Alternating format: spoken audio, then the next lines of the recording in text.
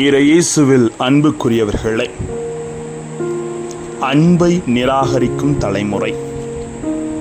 ஏனென்றால் இன்றைய நற்செய்தியில் இயேசுவின் ஆன்மீகம் கடவுளை பற்றி போதிக்கும் வெறும் போதனைகளோடு நின்ற ஆன்மீகம் கிடையாது. மாறாக செயல்களை அழைத்து சென்ற ஆன்மீகம்.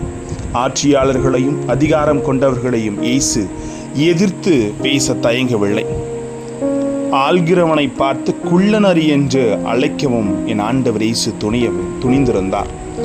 மக்களின் சார்பாக பேசுவதற்கு ஆன்மீக பலமும் துணிவும் அவசியம். இது இயேசுவிடம் இருந்தது.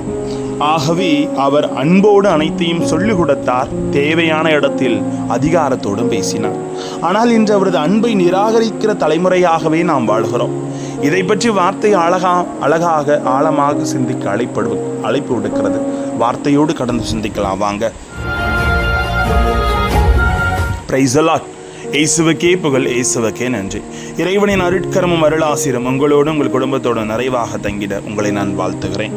அன்பில் இணையவர்களே, நமக்கு நேர போகிற ஆபத்தை குறித்தோ அழிவை குறித்தோ யாராவது நமக்கு எச்சரிக்கை கொடுத்தால் அதை தவிர்ப்பதற்கான முயற்சியோ அல்லது ஆபத்து நேர போகிற சூழ்நிலையை விட்டு விலகும் மனநிலையைத்தான் பொதுவாக மனிதர்களாகி நமக்கு இருக்கிறது.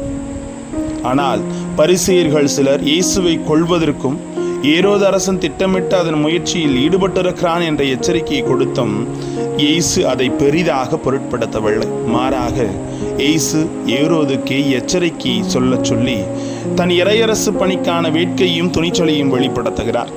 ஆனால் இன்னைக்கு அந்த அன்பை நிராகரித்து வாழுகிற தலைமுறை தானே நாம. எல்லோருக்கும் வாழ்வு தரக்கூடிய உன்னதமான இலக்கை உடையவர்கள் யாவரும் எப்படிப்பட்ட அச்சுறுத்தலுக்கும் செய்திகளுக்கும் சூழ்நிலைகளுக்கும் அஞ்ச மாட்டார்கள் என்பதற்கு நம் ஆண்டவர் இயேசு கிறிஸ்துவை சிறந்த எடுத்துக்காட்டு. ஆனால் இன்றைய சூழலை கொண்டு யோசிச்சு பாருங்க. இன்றும் இயேசுவை போன்ற அவரது படிப்பினைகளை பின்பற்றி எத்தனையோ நபர்கள் இருக்கத்தான் செய்கிறார்கள். 30 ஆண்டுகளுக்கு மேலாக ஜார்க்கண்ட் மாநிலத்தை சார்ந்த ஆதிவாசிகளுக்கு அவர்கள் வளமையையும் சொந்த இடங்களையும் அபகரித்து கொண்டிருந்த ஒரு கூட்டம்.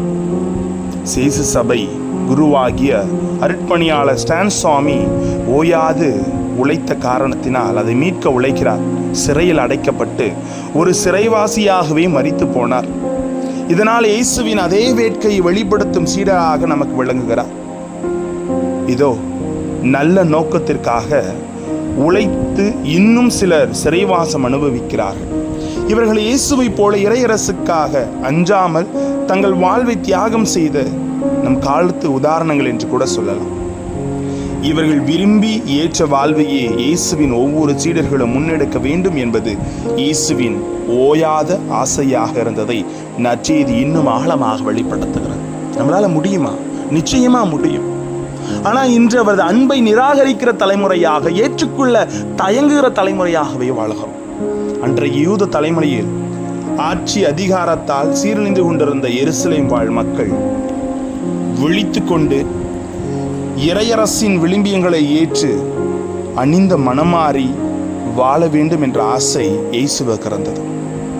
அதை செயல்படுத்த முடியாத வண்ணம் இன்னும் அவர்கள் விருப்பமில்லாதவர்களாக இருந்ததை குறித்து இயேசு அங்கலாய்ப்பதை பற்றியும் நற்செய்தி நமக்கு தொடர்ந்து எடுத்துக் கொடுக்கிறது.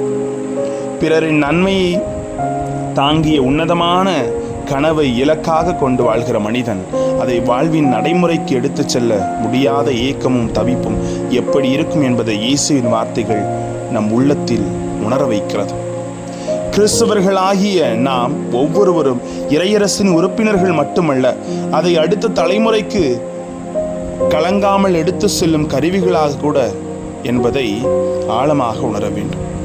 இதை உணர்வோமானால் இயேசுவுக்கு இருந்த தாகமும் ஏக்கமும் நமக்குள்ளும் இருக்கும்.